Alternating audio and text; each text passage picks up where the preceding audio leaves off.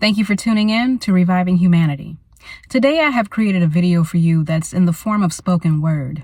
I honestly don't know if it's actually spoken word. You can be the judge and let me know what kind of video you think it is. But it's really pointing out something very serious, very important that I really want us to pay attention to.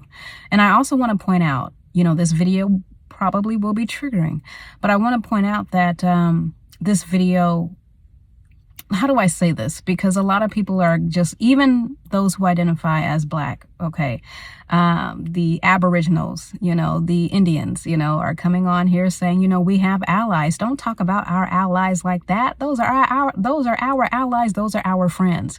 So I am challenging that thought, that statement. Who are our allies truly?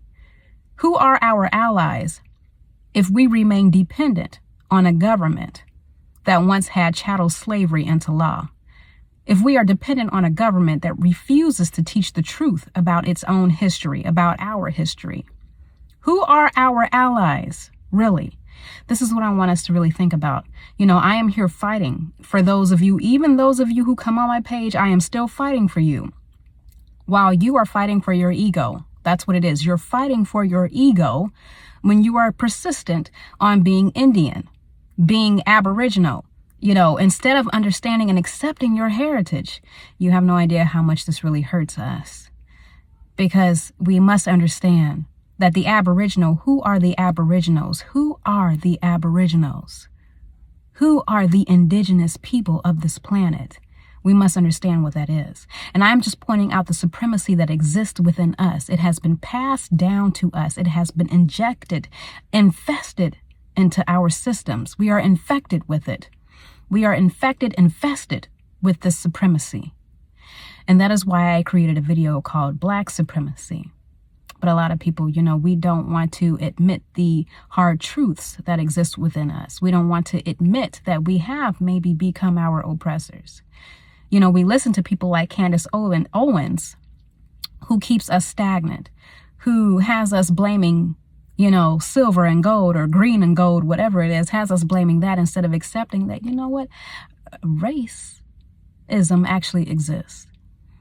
And another thing that I want to point out is that as long as we continue to have what the Black African person went through globally, as long as we continue to put that under the same umbrella as what everyone else went through globally, we will continue to be gaslighted.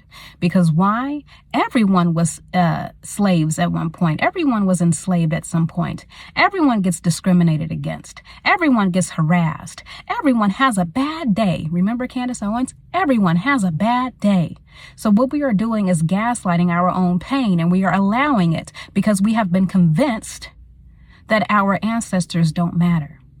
And when you believe that your ancestors don't matter, you believe that what? That you do not really matter, that you are not really worth fighting for, because what? Your ancestors, that was so long ago, they're dead and gone, and who cares? Move on, right? This is the problem. I am trying to help us see that because we've neglected to truly fight for ourselves. And yes, I know back in the day, I'm not ignoring the fact that we've had people like Malcolm X, we've had people like Martin Luther King, but we must understand that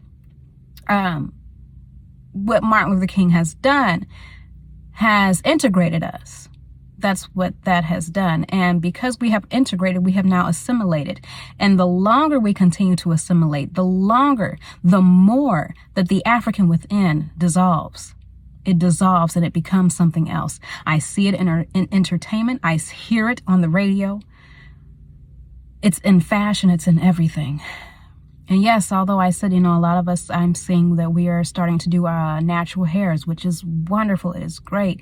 But a lot of us are doing it for the hairstyle. We're not understanding the history behind what happened during chattel slavery, how our ancestors were forced to cut off their locks, cut off their hair, cut out their identity.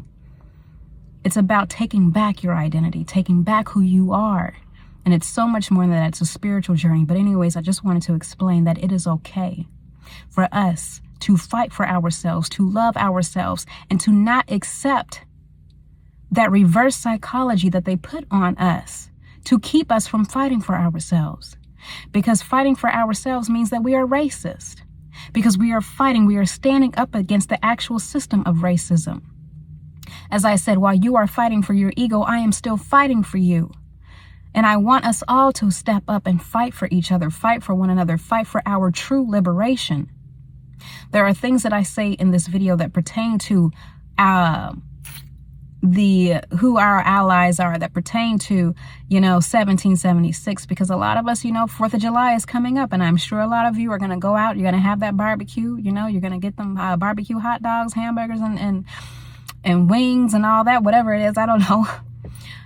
But I want you to understand that during 1776, please remember your ancestors were enslaved, and please understand the type of enslavement that they were in. Understand what chattel slavery was and fight for that. Because when you fight for that, when you don't partake, when you don't assimilate and you don't partake in this, you're fighting for yourself. You're fighting for your ancestors. But when you assimilate and you say, okay, let's just go out and have the barbecue. This applies to me too. You've just accepted, and we've accepted our reality. We need to be resistant to it.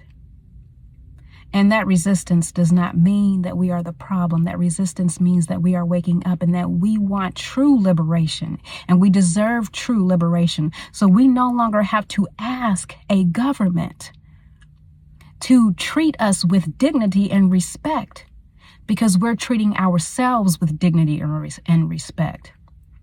And when we treat ourselves with dignity and respect, that's all that we need. That is all I am trying to help us see. I'm trying to help us see. I'm trying to help us see that our allies cannot also be our captors.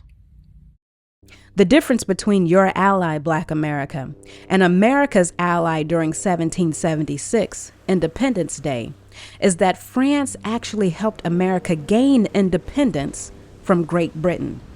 Your so-called ally is keeping you, keeping us. Your so-called ally is keeping you, keeping us, the Negro, worldwide, dependent on them. Not convinced? Let's break down the African Americans' so-called ally. Kemet was its name, land of the blacks before Egypt. Black, Negro at one point in time was revered, dominant, prominent, respected worldwide. Today, the effects of chattel slavery, colonialism, and man-made race bleeds over into the consciousness of the Negro. Supremacy, white supremacy, has now been infested into the living Negro. You've allowed your allies to convince you that your ancestors are dead, undeserving of acknowledgement, as they're fighting to be seen and heard inside of your own reflection. You've allowed your ally to talk you into changing your tone and appearance to appease their created views of professionalism. Your ally preaches that Black lives matter while putting Black lives into prisons. Your ally doesn't care that your history remains buried. In fact, they'd prefer you remain amnesiac. Your ally preaches Black lives matter while turning a blind eye to America's true history, protesting with you in the streets, yet plotting against your liberation under the sheets. Your ally has convinced you that green and gold is the cause of corruption instead of a racial hierarchy created by man to ensure one's survival over the other. Mentally, your ally knows day by day the true essence of the African is becoming erased, yet your ally convinces you to fight for unity for their gain instead of rehabilitation of self. Your ally couldn't kill you off physically, but they have succeeded in destroying your mentality, unaliving the African within for a seat at their capital. Unaliving the African within for a seat at their capital is what we've done. Capitalism is your silver and gold you'd rather restore than your soul. Your ally preaches Black Lives Matter until unity of Black lives begins to affect your ally. Your ally convinced you that going back to Africa was a derogatory slur while playing chess inside your mind to steal your birthright. Your ally taught you that silver and gold has more value than your ancestors' souls, that 1776 applies to you. Your ally convinced you their niceness equals contempt, and contempt for you has become comfortability in America's captivity. Africa, however, is the one name our community struggles to revive.